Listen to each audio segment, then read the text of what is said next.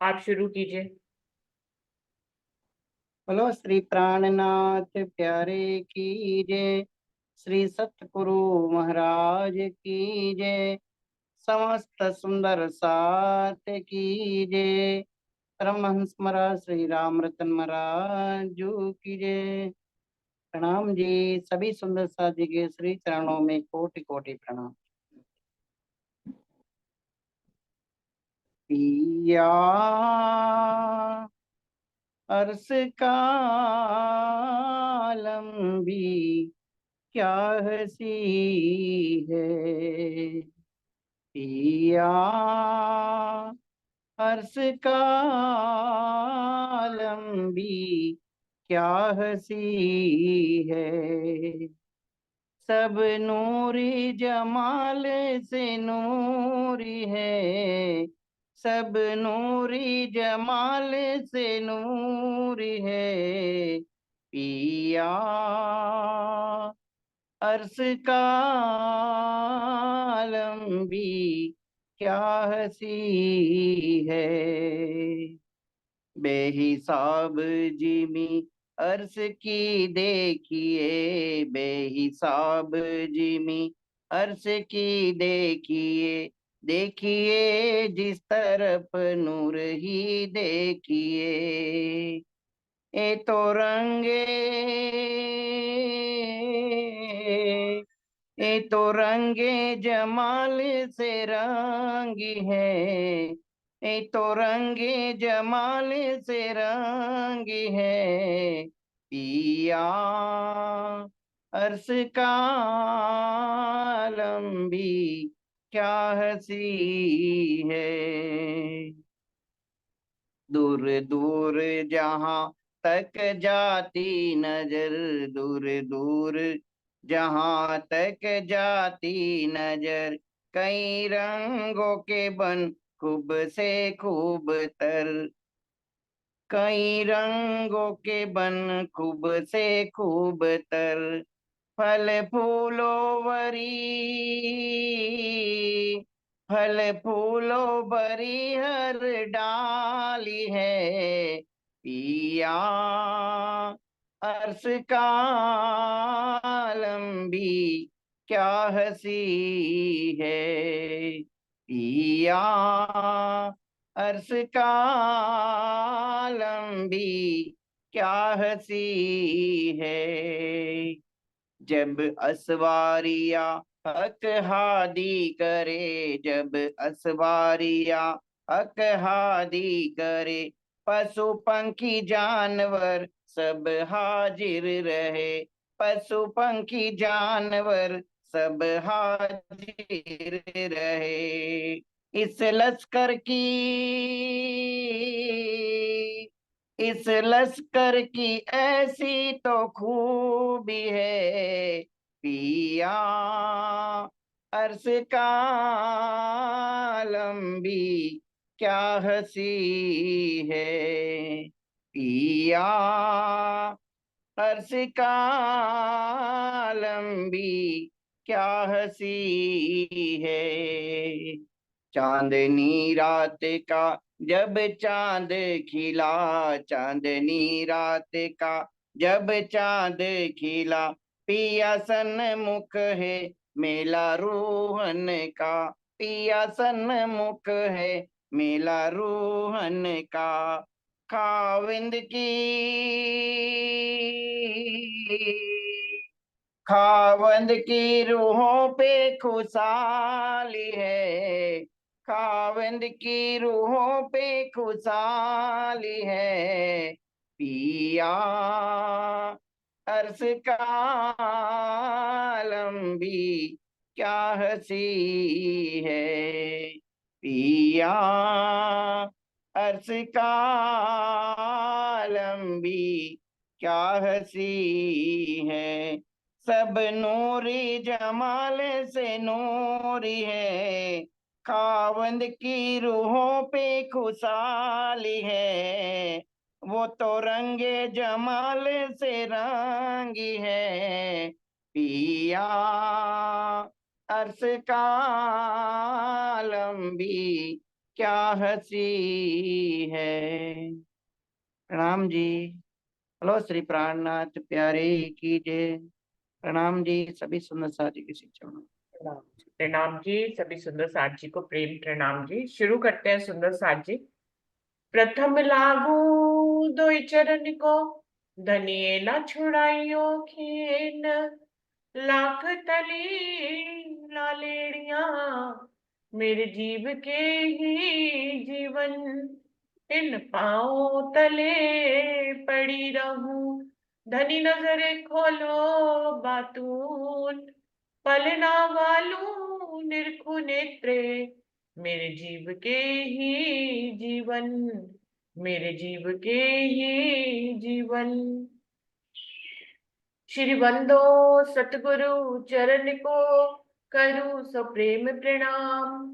अशुभ हरन मंगल करन, धनी श्री देव चंद्र जी नाम। श्री प्राणनाथ निज मूलपति, श्री मेहराज सुनाम।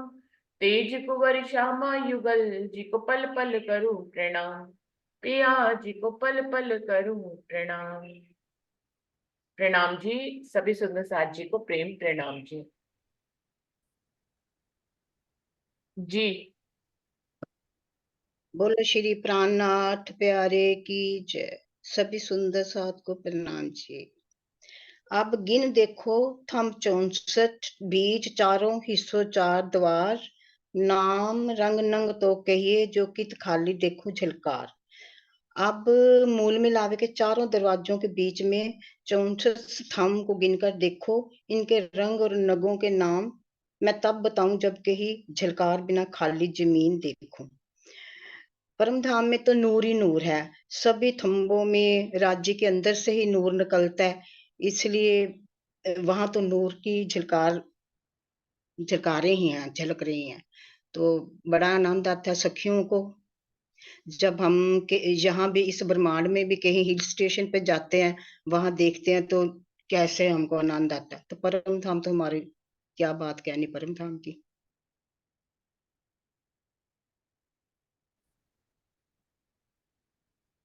इस चौपाई का भावार्थ लिखा हुआ है सुंदर साथ जी की, प्रत्येक नग से असंख्यों प्रकार की किरणें निकलकर चारों ओर जगमगा रही हैं। सभी आपस में एक दूसरे से मिलकर एक रूप भी हो रही हैं। ऐसी स्थिति में यह निर्णय करना संभव नहीं है कि किस स्तंभ से किस रंग की किरण निकल रही है। तो किरणें इतनी हैं कि वो आपस में एकदम नूर का पूरा पुंज, पूरा सागर सा बना लेती है। तो उसमें आपको जब जाते हैं, मतलब आप जब चितवनी करते हैं, इंद्रावती जी ने जो देखा और हमें बताया, वो कहते हैं कि इतना नूर, सिर्फ नूर ही नूर दिखाई देता है। आप इतना भी निर्णय नहीं कर सकते उस नूर में कि कौन से थंब से कौन सी रंग की किरण निकल रही है। सब सब एक साथ एक इंद्रधनुष की तरह सारे नूर मिल जाते हैं और हमें नूर का सागर जैसा दिखाई देता है। जी, आप शुरू करें। एक जोत सागर सब हो रहा, और ऊपर तले सब जोत। कई सूर उड़े आगू कंकरी, तीन भौम की जोत अद्योत। इस हवेली से ऊपर नीचे या जहां कहीं भी एक ही तरंग सागर के समान दिखाई देती है। अर्श के कण के सामने करोड़ों सूर्य उड़ जाते हैं। उस भूमि का वर्णन मैं कैसे करूं। परम धाम की एक रोशनी की बात कही गई है, एक ही जोत है सब जगह। और इसको और मैं राजा स्वामी जी के टीके से मोबाइल से भी पढ़ देती हूँ। इस मूल मिलावे में ऊपर नीचे चारों ओर ज्योति ही ज्योति दिखाई पड़ रही है। ऐसा लग रहा है कि यहाँ ज्योति का सागर ही लहरा रहा है। यहाँ की एक छोटी सी कंकड़ी के सामने अनेकों सूर्य निस्तेज हो जाते हैं। वहां की ज्योति के प्रकाश का वर्णन कैसे करूं। इतनी ज्योति है कि करोड़ों सूर्य का प्रकाश भी के सामने कम पड़ जाता है, फीकी पड़ जाता है सूर्य का प्रकाश। आगे, 36 चंद्रमा दुलीचा तकिए, सब ज्योते का अंबार। जित देखो तित ज्योत में, नूर क्यों कहूँ लहरें अपार है। चंद्रमा दुलीचा, नीचे दुलीचा ऊपर चंद्रमा, चारों तरफ तकिए, सब ज्योति, सभी में चारों तरफ ज्योति का भंडार ही है। जब सब जगह से ज्योति निकल रही है तो एक तरह से वो भंडार बोल दिया, भंडार ही भंडार दिखाई दे रहा है। जहां भी देखो वहां पर सभी जगह नूरी किरणों की शोभा ही शोभा दिखाई पड़ रही है, नूर ही नूर, प्रकाश ही प्रकाश दिखाई पड़ रहा है। चाहे चबूतरे की फर्श पर बिछी हुई पश्चिमी गिलम हो, या ऊपर चंद्रमा हो, सिंहासन हो, थंबों के बीच आए हुए तकिए हों, सभी नूरमय ज्योति के भंडार के रूप में दृष्टिगोचर हो रहे हैं। जहां भी देखिए वहां की ज्योति अनंत लहरें दिखाई पड़ रही हैं। ऐसी नूरमय शोभा का वर्णन भला कैसे किया जा सकता है? इतना नूर है कि उसका वर्णन भी करना मुश्किल है। ऐसे महामती जी बोल रहे हैं। प्रणाम जी, प्रणाम जी। दो दो नग के हम्म बीच में का शुरू नूर कीजिए। है, आइए और दीवार बधाई नूर की और बहु रंग नग और दो दो दो दो नगों से जड़ित थंबों के मध्य कहीं भी कोई जगह बगैर प्रकाश के नहीं है। चारों तरफ प्रकाश पुंज दीवार के सदृश शोभा है। फिर यहाँ के रंग और नगों का प्रकाश कैसे वर्णन कर सके।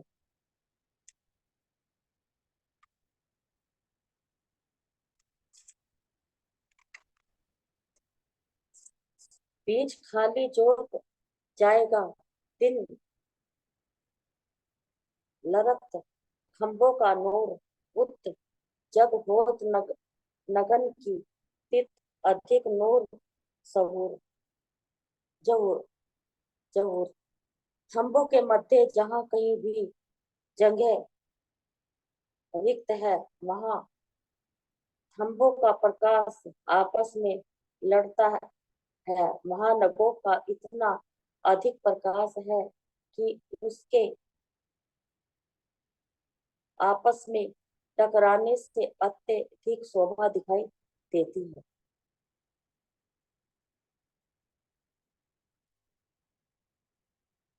पढ़ी लीजिए दो चौपाई। जी अच्छा। नूर नूर सब एक हो गई, एक दिजी को खेचत, दूनी जोत बीच खाली मिने, दूनी बीच खाली मिने, रंग क्यों गिने जाए। मूल मिलावे की इस गोल हवेली में चारों ओर नूर ही नूर दृष्टिगोचर हो रहा है। प्रत्येक नूरमय तरंग दूसरी तरंग को अपनी ओर आकर्षित कर रहे हैं, जिससे खाली स्थान में दोगुनी ज्योति उत्पन्न हो जाती है। यहाँ ऐसी अलौकिक शोभा है जिसमें रंगों की गिनती करना संभव नहीं है। तो हमें इंद्रावती जी ये कह रहे हैं कि ये नूर की नूर दृष्टिगोचर हो रहा है और रंगों से रंग टकरा रहा है, नूरमयी, और एक गिनती में भी नहीं आते कि कितने रंग है, कितने तरंग उठते हैं, वो गिनती में भी नहीं आती। भावार्थ बता रहे, जिस प्रकार समुद्र की लहरें उमड़ा करती है, उसी प्रकार नूरमयी ज्योति के सागर से असंख्य रंगों वाली किरणों का समूह तरंगों के रूप में एक दूसरे को अपनी ओर आकर्षित करता है, जिससे अलौकिक शोभा वाले प्रकाश का प्रकटन होता है। प्रणाम जी। आगे की पढ़ लो दीदी। जीत हाँ जी पढ़िए। जिमी जात भी रूह की, रूह जात आसमान, झल तेज वाए सब रूह को, रूह जात अरस सुबान। परम धाम में सभी ब्रह्म सृष्टियां श्री राज जी की अंगना रूपा है, इसीलिए उनकी ही स्वरूपा है। वहां की धरती भी आत्मा स्वरूप है, यहाँ तक कि आकाश भी आत्मा स्वरूप होकर अपने प्राण वल्लभ को रिझाते हैं। परम धाम में लीला रूप में दिखाई देने वाला जल, वायु और अग्नि भी आत्मा के ही स्वरूप में धनी को रिझाते हैं। प्रणाम जी।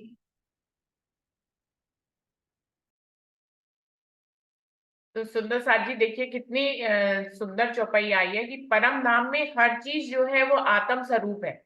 हम लोग क्या समझते हैं कि हम लोग सिर्फ अपने आप को ही आत्म स्वरूप समझते हैं, जबकि परम धाम में हमें जो भाव लेना है उसमें आकाश भी आत्म स्वरूप है, जमीन भी आत्म स्वरूप है, पशु पक्षी, खूब खुशहालियां, जवेरों की पुतलियां, सभी वहां का जर्रा जर्रा जो है वो राज्य का ही स्वरूप है। और इसलिए सबको आत्म स्वरूप कहते हैं, क्योंकि पुरुष रूप में सिर्फ राज्य है, बाकी सब उनकी आत्म स्वरूप ही कहे जाते हैं, उन्हीं के ही स्वरूप कहे जाते हैं। तो हमारी चितवन भी इसी ढंग से चलनी चाहिए। हम लोग क्या देखते हैं कि हम सिर्फ अपने आप को आत्म स्वरूप देखते हैं, लेकिन अभी हमें पूरे परम धाम के जर्रे जर्रे को राज्य का ही स्वरूप मानकर राज्य का ही आत्म स्वरूप मानना चाहिए। जी।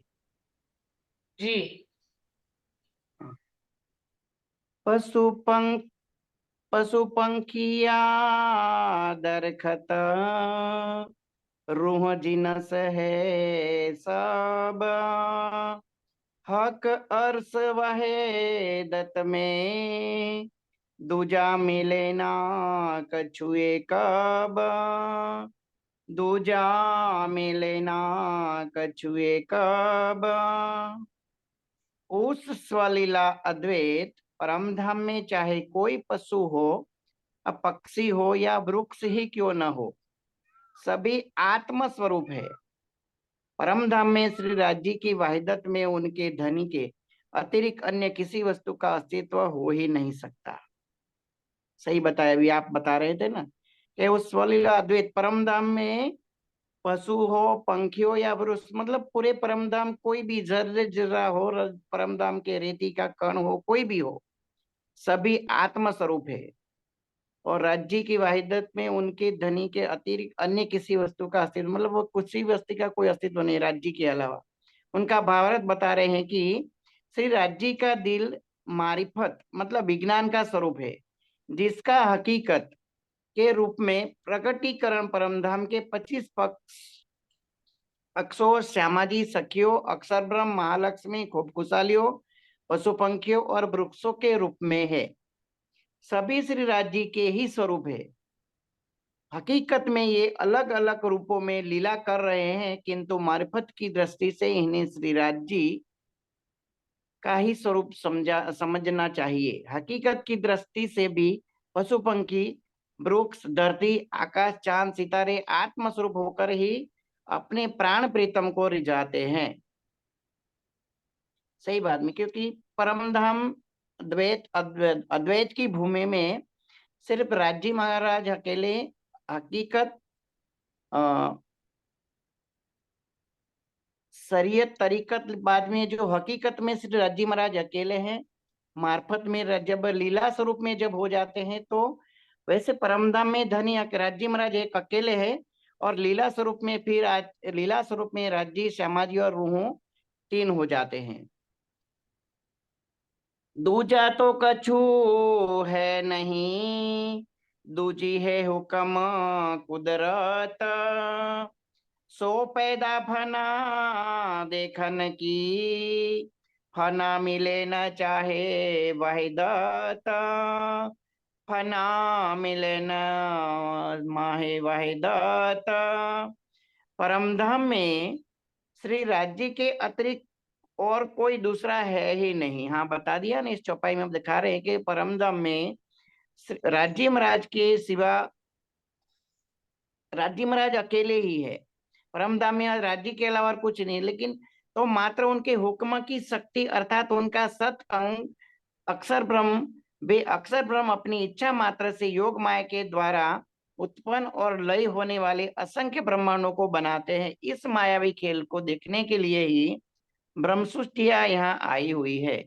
उस अखंड वहिदत से इस नाशवंत ब्रह्मांड की तुलना नहीं हो सकती।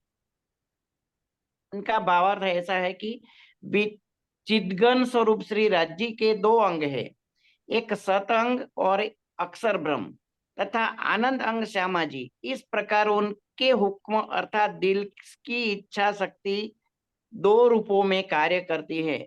पहले रूप में सत अंग है, सत अंग के द्वारा वह असंख्य ब्रह्मांडों का सृजन लय करती है। तो दूसरे रूप में आनंद स्वरूप श्यामा जी के द्वारा सखियों के साथ प्रेम और आनंद की लीला करती हैं। इसे श्रीमुख वाणी में इस प्रकार कहा गया है मैं मेरे सब अंगो हक हुक्म, बिना हुक्म जरा नाहे, सोई हुक्म हक में, हक बसे अर्श में ताहे।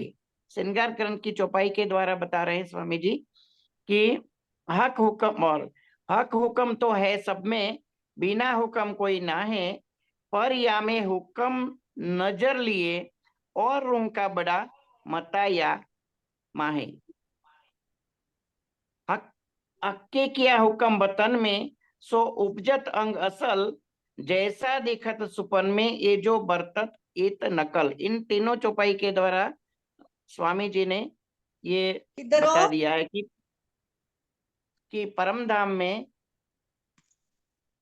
राज्जी महाराज अकेले हैं, लीला स्वरूप में राज्जी, श्यामा जी और रूहें, और राज्जी का सत अंग जो अक्षर ब्रह्म है उनका वही कार्य है। दोनों का अलग अलग ब्रह्म परम धाम में इसकी लीला होती है, और अक्षरधाम में ये लीला होती है। जैसे मतलब करोड़ों ब्रह्मांड बनाना, मिटाना, इनका जो मतलब यहाँ पर हुक्म चलता है, यहाँ पर इश्क चलता है। तो दोनों में इतना डिफरेंस है।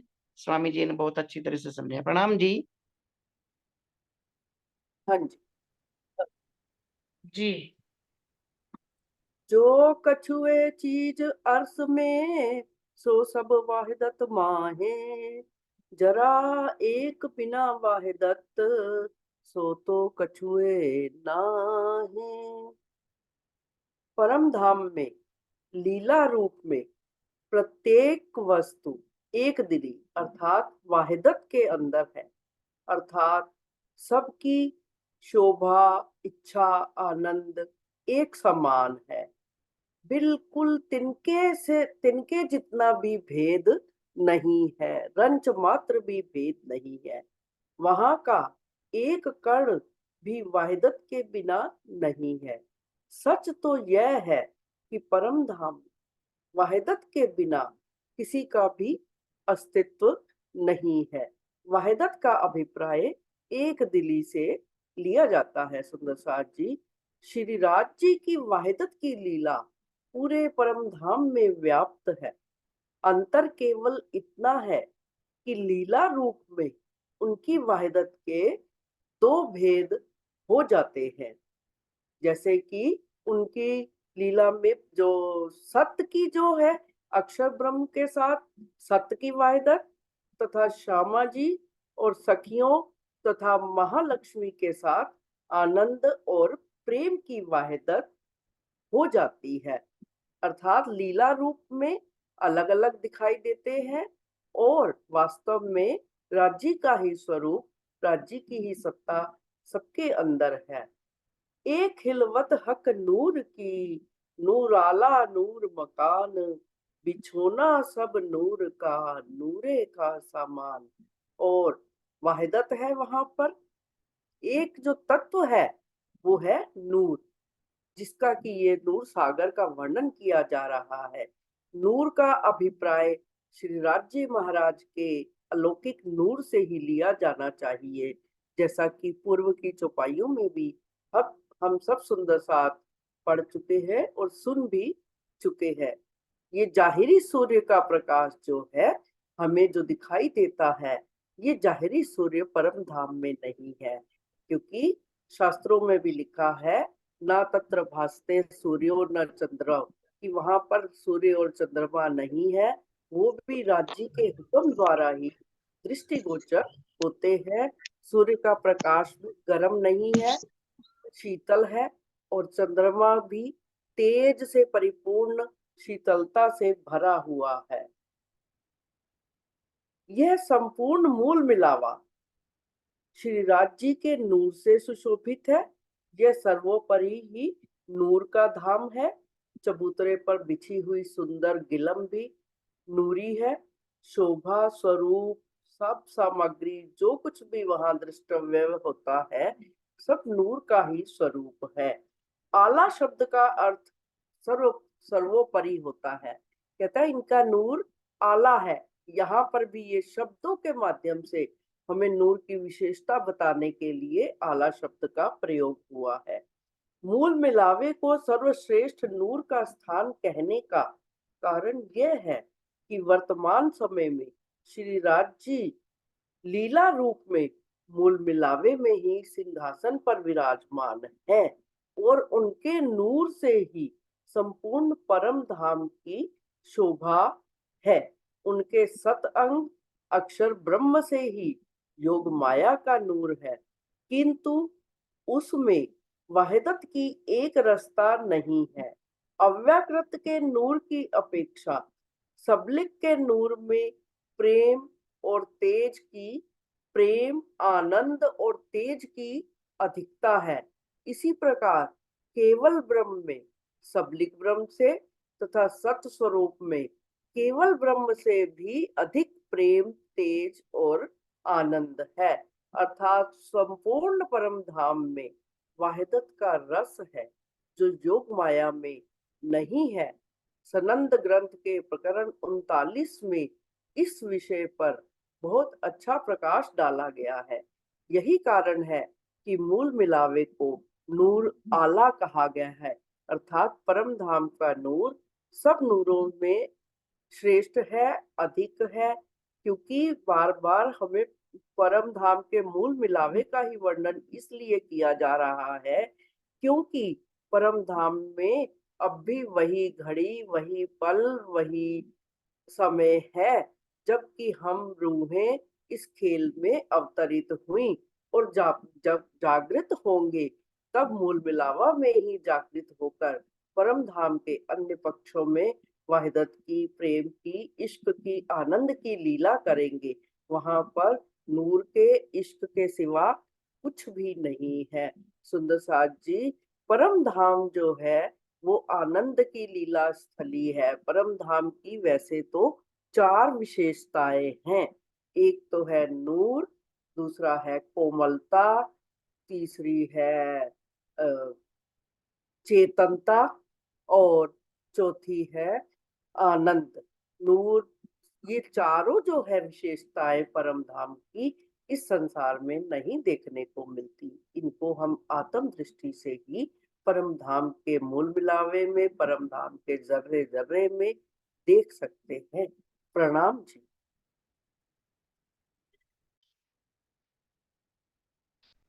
बोलिए श्री प्राणनाथ प्यारे की, प्यारे की जय। बोलिए श्री सद्गुरु महाराज की महाराज जय, की जय। सर्व सुंदर साथ की साथ की जय।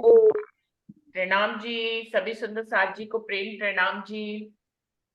प्रणाम जी, प्रणाम जी, प्रणाम नाम की सुंदर साथ जी। प्रणाम। प्रणाम जी।